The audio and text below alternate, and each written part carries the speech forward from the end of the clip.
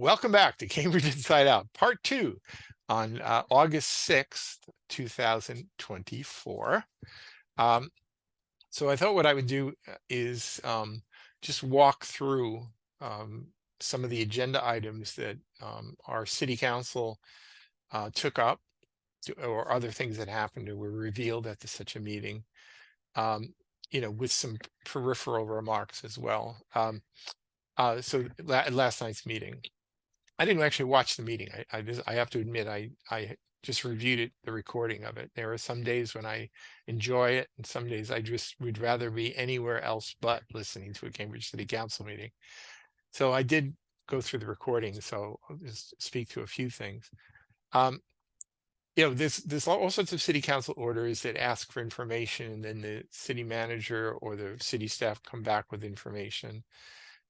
Sometimes in response to an order, sometimes more of a casual request, and then the manager simply provides information because he's a good doobie. One of the things that's kind of a big budget increase item is sort of the culmination or creation finally of the universal pre-K, which involves a fair amount of staff and a fair amount of cost.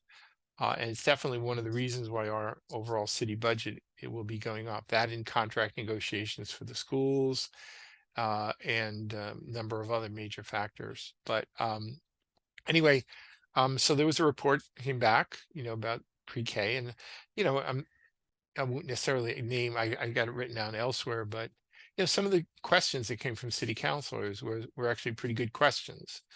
I mean, sometimes one of the most important functions of a city councilor is not so much to come up with great ideas, so much as to ask really good questions, and then that prompts city staff to use their expertise better. So we had some updates on the universal pre-K. Big costs, good questions. One of the things that was interesting about that moment in the meeting was that though I often think of universal pre-K as something that's an endeavor done by the Department of Human Services Programs, and certainly the department head Ellen Semenoff was there to speak to it, but it's also done in conjunction with the Cambridge School Department. I mean, pre-K is pre-kindergarten, it's really an educational initiative. So there was one gentleman speaking, and he said, "Who's this guy?" And then thank you, Mayor Simmons, who said, "For those who don't know, who the gentleman is who was just speaking, his name is David Murphy, and he is the interim school superintendent." So, the previous superintendent was relieved of her duties, and I guess the chief financial officer or operations officer was David Murphy, and he apparently is doing a pretty good job. It's an interim, and we'll see what happens down the road. Maybe he'll become the superintendent. I don't know. He seems like a good man. Or else they'll do the global, intergalactic search for the next school superintendent that'll last for a few years and then go nowhere. We'll see. There was another request for money, I think it was to the tune of $250,000, but it was basically the money associated with the purchase of the body worn cameras that police officers will not too long from now be wearing, together with various software and such that I'm sure comes along with that. There was some sort of a misleading newsy sort of item that was floating around that somehow made it out as though there was some great controversy and that the police union were objecting. And I think that needs to be set straight, because all the police officers that I know of, and even the commissioner reports the same, is that it's not that the police officers are objecting to wearing body worn cameras, but if you're a union, police unions, any union is used to negotiating. So if they're asked to do something, or whether it's wearing body cameras, it is kind of part of the routine. You say, well, okay, we'll do that. What are you going to do for us? So it's a trade-off, right? So there's some negotiation goes on, and I'm sure they'll work it out. And maybe there'll be some extra concession or something like that. Probably not too big a concession, but there's a little negotiation still going on. I don't think anybody should be alarmed by that, nor should they be sort of accusing the police union of somehow trying to deep six an initiative, because I don't think that's true at all. Another report that came back last night was, it was really three. There were three orders at least.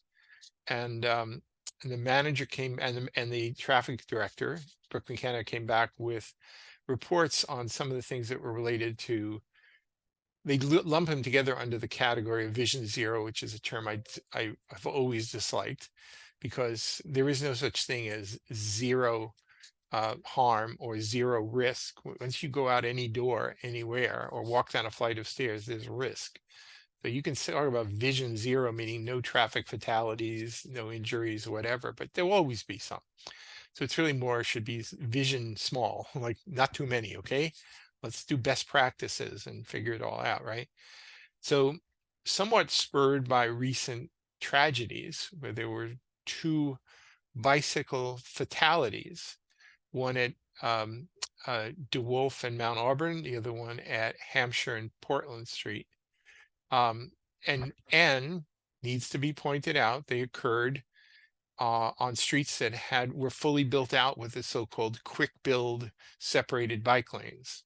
So, I mean, I'm sure the folks from Cambridge Bike Safety will raise, get their hackles up about this here, but it kind of showed, I think, pretty proof positive that simply creating separated bike lanes does not guarantee absolute safety.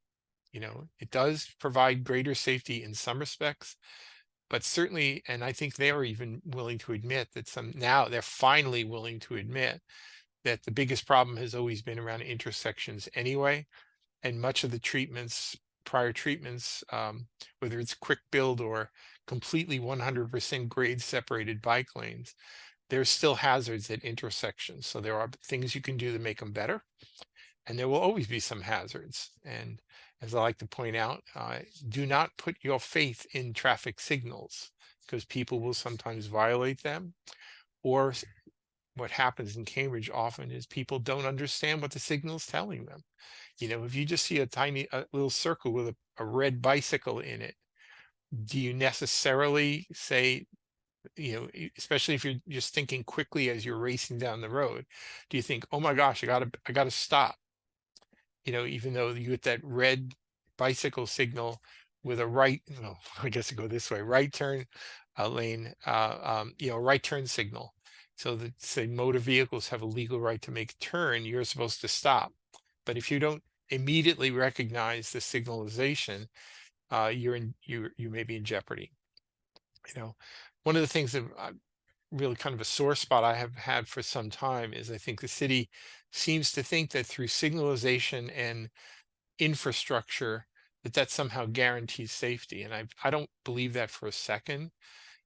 Education, broadly speaking, is very important. Little kids are taught how to ride a bike, and they're taught about when you should or shouldn't be crossing streets, whatever. And there are a lot of people coming from all parts of the country, including a woman from Florida who was here, probably maybe not even familiar with Cambridge's layout, who was a woman who passed away at DeWolf and Mount Auburn. So road design has to be such that you know exactly what you must do in a millisecond. Because if you're moving and other vehicles are moving, you've got to make decisions immediately. And to whatever degree you have to study the book to understand what you're supposed to be doing, which is kind of the case how it is in Inman Square right now, quite honestly. That's just not a great plan. It really isn't. So education coupled with some enforcement, and yes, some changes in infrastructure. But I would just hope that they're also not too hostile to those of us who still choose to or need to use motor vehicles, and we need to park them and we need to drive them, and we need to get places still. I'm not in a position now where I can go do my grocery shopping on a bicycle. I really can't do that physically so much anymore. So anyway. There was a report about that, and I think there's some important things. There's terms that I didn't really heard of, but called what's it called? Turn hardening, to make it more so that you have to slow down if you're turning a truck, and then the presumption is that if you're forced to slow down, then is a greater likelihood that you'll be able to perceive ongoing vehicles. But again, if a bicyclist is hidden behind a row of cars, and as you're making a turn, you know, just by the geometry of making a turn, your rear view mirror is not even looking at them anymore. There's going to be hazards. So as Craig Kelly always correctly pointed out, as a bicyclist, your safety is in your hands first, right? Don't expect the city to save you. They'll do what they can, but as a cyclist, it's up to you to protect your life first and foremost. There were other things at the meeting worth mentioning. I think there is a requirement under the ordinance and the Affordable Housing Overlay Ordinance to have annual reports. So there was a annual report on where that whole process stands, which included such things as opportunities that were had and opportunities that were lost by the developers of so-called 100% affordable housing, better known as public housing, sorry, but that's how I look at it. Subsidized housing, public housing, social housing, socialized housing, 100% affordable housing. All of these words are synonyms in my opinion. All meant, you use your term for political purposes, really. But anyway, so there were some successes depending on your point of view, and some opportunities lost. I'm still hoping that one day that maybe the city auditor or some city council order will actually do a proper accounting about what the true costs of building that housing is, permanent built-in costs, every year costs. But we can, hope springs eternal. One thing I actually found kind of funny, there was a city council order from, I believe it was Mayor Simmons, who I love. I really love Mayor Simmons, but it basically called for having large screen. I'm going to say it pretty much as it was written. It says she wants to have large screen televisions installed in the community rooms of all the Cambridge Housing Authority properties, because she feels that many of the residents there would like to participate in public comment during city council meetings. Now, I'm sure there are some who want to do that, and those are voices that we should be hearing more from. We really should. Oftentimes, the people who are talking about things like public housing, and advocating for this and that, never talk to people who actually live there, So I think it's a good thing. But I couldn't help but think to myself, if I'm a elderly person, let's say living in Manning Apartments, and I see a big screen TV and I say, what do I want to watch? Do I want to watch a city council, or do I throw on a movie? Right? I think I'm kind of going for the movie there, right? And that's a good thing too. I mean, if it's a community room, having working televisions, and really good ones, will be a real draw. So I think it's a great order. Even if they never ever look at a city council meeting, it's still a good order. Now, arguably, one of the most significant things that was on the agenda, something I've certainly been tracking for the last couple of years, had to do with some of the proposed charter changes. Right. So there were a couple of government operations committee meetings who just did the preliminary first pass at some of what came out of the charter review committee, and just to get a general sense of things and what's plausible, what should be maybe forwarded, maybe forgotten. And there were 3 orders that came out of that process. One said that the city council should consider only things that had 2/3 majority support from the charter review committee. Okay, I thought that was a good idea, but that was amended last night by an amendment from Councillor Azim. And it makes sense, because everybody always knew that the council could basically propose any changes they want, regardless of anything that the charter review committee thought or didn't think, right? So in a way, you kind of wonder, well, why were they there? What, just to come up with a few ideas? Is that it? But anyway, so it was amended so that it would be that the council would first take up things that had 2/3 support from the charter review committee, but then any city councilor could bring up anything they wanted to. Okay, all right, I guess that's sort of fair. I'm a little worried about that, because You know, I know for a fact that there's some of the current city councilors have agendas. They honestly, they had certain outcomes in mind before the charter review committee ever had their first meeting, right? And some of those councilors are still on the council, and you know, they still want to have, you know, they still want to influence things. So for example, if they want to have something like a directly elected mayor, I know there's at least one city council who would, if he could do it, get rid of the entire city manager form of government in favor of a strong mayor system, which I think would be the most insane mistake of the last century for the city of Cambridge.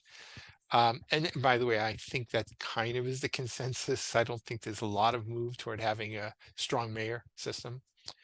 The second of the proposals that grew out of the Government Operations Committee called for, basically said that the city council, since at some point they have to either get attorney general's approval, or more likely, if it's a big enough changes, approval of the state legislature, very much similar process to where you do home rule petitions before.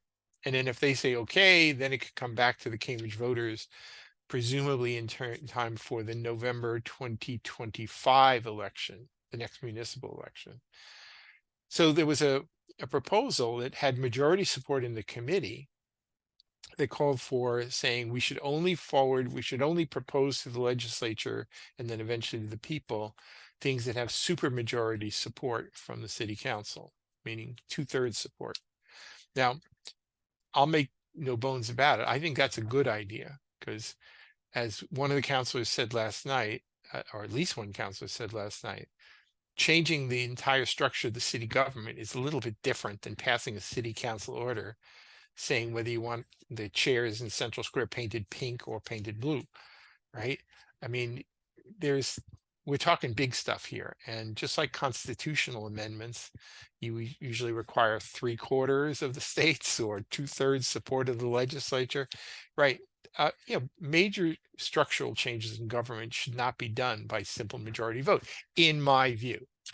Well, apparently, so that notion came to this, the idea that it should require at least 2/3 support went before the city council last night, and it initially had 5 votes. All right, the vote was 5 votes for, 3 against, and Joan Pickett was absent. Right? Actually, excuse me, it was 5 and 2. Burhan Azim voted present, not quite sure why, and Joan Pickett was absent. Right? Okay, so that's it. And then they moved on. They did the third one, which was asking the mayor to appoint a committee of the whole, which just means all 9 councilors, and a chair or a couple of co-chairs to basically further the discussion for the whole council, as opposed to just the Government Operations Committee. Okay, so you figure, okay, we're done. They moved on, did the rest of the agenda, yada, yada, yada. Right before adjournment, Councilor Wilson, Aisha Wilson, says, excuse the please. I'd like to, I think they originally said reconsider, but then it eventually settled on asking to have her vote changed. She was originally one of the councilors who had voted in favor of requiring the supermajority.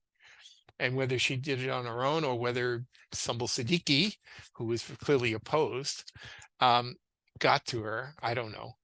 But she asked to have her vote changed and had some procedural hootenanny about it. But then eventually she was permitted by unanimous consent to change her vote from yes to no. So the vote went 4 in favor, not a majority, and 3 against, 1 present, 1 absent. I said, okay, so it did not prevail. So right now there is no call for a supermajority vote to give the thumbs up to any proposed changes. But let's not forget, Joan Pickett wasn't there, and I'm pretty sure Joan Pickett would have voted yes had she been there.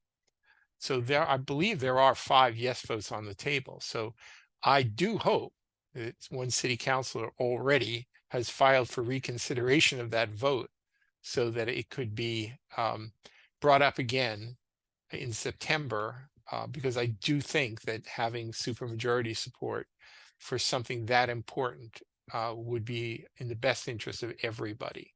Of course, there may be a slim few councilors who just want to squeak by and have something like changing to a directly elected mayor, with even if only 5 city councilors are for it and 4 think it's not a good idea, they somehow think that that's consensus enough, and I just think that's absurd. But that's my view. It is funny the way they use the word democracy in this almost abusive way, to sort of say we need to have a directly elected mayor because it would be undemocratic to do otherwise. And it almost makes me laugh because over in the city of Boston, I mean, they have a direct elected mayor. That's the chief executive. But our mayor primarily serves as the president of the city council. That's the primary role of the job. And in Boston, just across the river, Charles, the Boston City Council chooses its own president from amongst its members. It's not selected by the people of Boston in a general election. It just isn't. So some people's notions of what is and isn't democratic process is really confused. In my view, if you're a representative body, you should have a right to choose your own chair and not have somebody who happens to, and by the way, there are some people who are floating notions about how they would do a directly elected mayor, which was really just the most pointless thing to be doing. But so they would say, well, we would want to do it using ranked choice voting. Okay, great. So what are you going to do? So the idea is, and they seem to point kind of incorrectly to something that's done in Worcester, kind of a hybrid of the Worcester system, where every city council, you have to be elected as a city councilor, and then you can declare for mayor, and then so you vote 2 different ballots. Now, so let me just tell you how this would work out in Cambridge. So if you had 24 candidates for city council, I can guarantee you almost all of them are going to declare for mayor, because there's no downside to doing it. And there's actually a downside to not doing it, because you're probably viewed as less serious. So most candidates, if you have 24 candidates, you might have 20 people declaring for mayor. Then what are they going to do? They're going to do a instant runoff, go from 20 to 19 to 18 to 17, and then one prevails. That seems to be what they want to be doing there. But here's the funny thing. Think about this. Voters going to be given 2 ballots. They're going to look almost identical. And the one he's going to say, here you're voting for city councilors, rank them.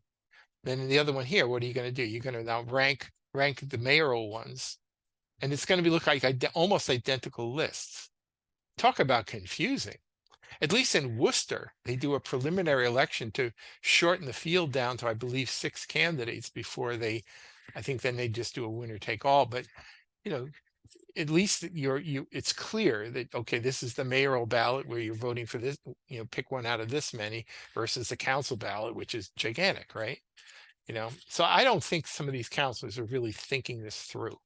And there's another proposal floating that they want to have 4-year terms for city councilors, where they would elect 5 councilors plus the mayor 1 year, and then 4 2 years later. But we want to preserve proportional representation. Let me tell you some math, friends. It's not preserving it. Right now, it takes 10% is the quota to get elected to a seat. If you break it down and let's say you have an election where you're electing 4, in staggered terms that way, well, the quota now becomes 20%. So basically what you're going to have is every 2 years, you're going to basically be electing these councilors that are basically going to just sort of be mirror images of the other year. So, whichever constituency has 20% of the vote, are going to have their 20% candidate this year. They're going to get another 20% candidate 2 years later. Proportionality is completely screwed up when you do it this way. And if everybody voted, for example, along racial lines, I'm going to say you're going to see a lot of non-proportional racial representation as a result of this. So I just don't think they're thinking about this much at all. So, hey, I should have been on that committee, right? I would have, believe me, we would have talked about this for a good long time. All right, just a few little miscellaneous things before we call it quits. One thing I actually think is very interesting is all over the news. and it came up in discussions at the council meeting as well, is that the MBTA has to do something about the Alewife garage, which it's just kind of coming undone now. And they don't have the funds to just do it. So they want to do sort of a grand scheme where they bring in some private development coupled with MBTA. And then maybe it becomes the realization of some even bigger plans. So, for example, I remember speaking with Brian Murphy up there about the possibility of having a commuter rail station out either around Alewife or just west of Alewife. So between Belmont and Porter Square, there would be a new station, right? Um, so the MBTA is now having meetings about this, and that's going to be subject of discussion upcoming soon. So it was nice to see a lot of city councilors expressing great interest in this. And there's definitely more to come. And there were some things mentioned that I found a little confusing, but I'm going to find out some more about this. And oh yeah, there was one holdover city council order from a while back about from June, I believe, from Councilor Azim and a couple of others calling for funding of local news, or funding the Cambridge Community Foundation to sort of deliver money for the purpose of the provision of local news. Now, personally, I still hope Gannett Corporation comes to its senses when it pays off all of its massive $1 billion debt. But in the meantime, that was the idea. So anyway, much to a lot of our surprise, that had like almost zero support. So officially, Councilor Azim withdrew the order last night in a procedurally highly questionable manner, because it was a matter on the table. Nobody voted to take it off the table. He just said, I like to withdraw it now. Sorry, that's just not right. So anyway, so that was one other thing. There was a provision about some Tenants Rights Ordinance amendment that calls for requiring notification of tenants about certain things. That was passed to a second reading, so that'll come up to a vote presumably in September.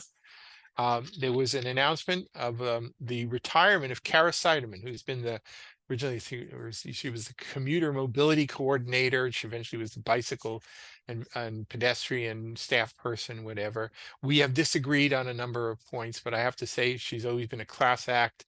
I consider her a friend, and certainly in recent years, she was quite outspoken in other matters, and she showed certain bravery in a manner that I thought was very commendable. So anyway, so she's now retiring, and good luck to Cara Seiderman. Anyway, I think I'm pretty much use up the time here. So I'll be back in a couple of weeks here on Cambridge Inside Out.